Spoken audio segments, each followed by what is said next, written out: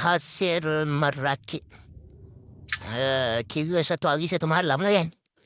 Kita naik pun pukul 4:30 semalam petang. Ini pukul 2:01 dah nak balik. Ni hasil dia. Ada kuku satu. Ikan kuku. Ikan karang. Kerapu 5. Tanda 1. Apa tu? Tebal pipi. 9 ada 5. Yang 5 tu tambak. Ada 1 bayan.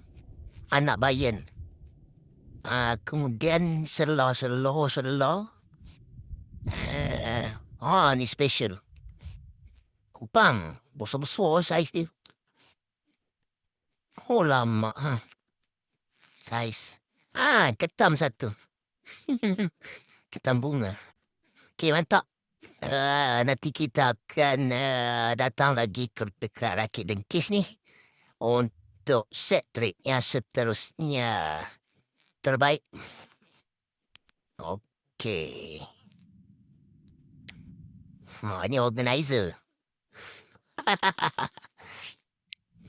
Okey, bye-bye. Jumpa lagi di video yang akan datang.